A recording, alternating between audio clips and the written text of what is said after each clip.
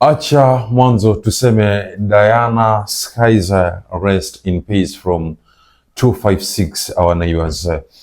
So mwanzo niweze kuelezea kifo vyenye ambacho kilimpata dada yetu hapa ambaye ni mwana TikToker ambaye alikuwa na maisha ambayo wengi sana waliweza kuyatamani waweze kuishi maisha kama haya, lakini kwa vile ambavyo alitoka kwenye huu utu wa dunia, kiukweli kabisa ilikuwa ni huzuni, na kwa sababu ni habari zilizoweza kutufikia hapa, na vile vile pia niseme kwamba hichi ni chombo cha mashariki mwa Afrika, basi kwa sababu huyu naye pia ameweza kutoka kwenye hii jumuiya yetu, lazima tuiongelee.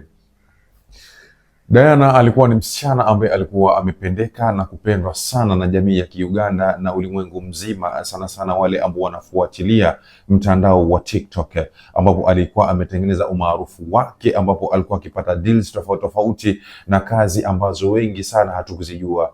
Na vile vile pia Diana alionekana mtu ambaye alikuwa akipiga life na adabu, wenyewe wanavyosema, yani alikuwa anakula maisha yake vile ambavyo inastahili, sio safari za nje ya nchi yake Uganda, bali hata pale pale ndani ya Uganda maisha yake yalikuwa yakionekana kwenye mitandao ni kuwa maisha ambayo ni maisha ya ghali mno sana. Lakini cha kushangaza na cha maajabu ni kwamba wazazi wa Diana, kwa mjibu wa wale watu ambao walikuwa wanamfuatilia kwa karibu sana na kumjua Diana, ni wazazi ambao walikuwa wakiishi maisha ya tabu na maisha ya mateso sana, pasi kupata msaada kutoka kwa ndugu yao, kwa mtoto wao huyu Diana. Na juzi siku ya 4 mpaka sasa, baada ya kwamba Diana aliweza kustiriwa hapo jana, kuna habari ambazo ziliweza zikatanda kwenye vyombo vya habari kila mahali, Tanzania, Kenya na Uganda, ambapo msichana huyu mrembo alipatikana kwake nyumbani ameuliwa.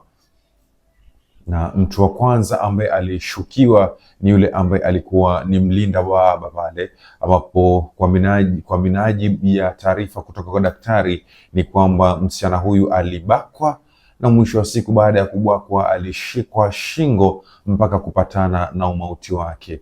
Hivyo basi tunasema inna lillahi wa inna ilaihi rajiun.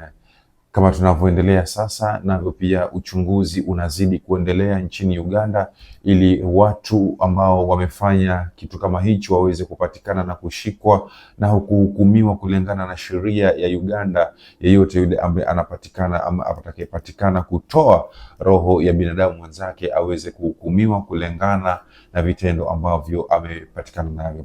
So swali kubwa hapa ambalo litakuja kwetu sote ni ili ambalo ninaliuliza sasa, ni kipi ambacho Diana alikuwa kikifanya ambacho kilikuwa kinampa maarufu na vile vile pia kinampa pesa nyingi sana ambazo zikamfanya yeye kuwa jeuri mpaka mbele ya wazazi wake? Najua siku zote kama itikadi ya Waafrika tuko na ule msemo wa kusema kwamba maiti hasemwi vibaya, ama neno baya lolote ambalo maiti alikuwa akilifanya wakati wake akiwa hai, basi hatupaswi kabisa kulizungumzia wakati ametuacha, lakini tunapaswa kuzungumzia yale mazuri yake yote ambayo alikuwa akiyafanya. Hapa kwa KG Chipande tutatofautiana kidogo tu, kwa sababu hapa anasema tunachanuana ukweli na kuambizana ule ukweli na kukatazana maovu na kuepushana yale ambayo yatatupeleka pabaya. Sasa tukumbuke kwamba Diana Skies alikuwa na jambo ambalo alikuwa akilifanya lenye ambalo kwa sasa linatubidi mimi na wewe ambaye tunapumua leo, hapo Mwenyezi Mungu ametupa hino pumzi tuweze kupumua, ambao hatujui itakatishwa lini. Manake mwenye kukatisha pumzi ni Mwenyezi Mungu peke yake. Binadamu hana nguvu zozote za kukatisha pumzi wakati wowote mahali popote pale. Sasa tuzungumze kitu fulani ambacho kitatufunza kutokana na umauti wa Diana. Kwa nini tunatofautiana na wahenga?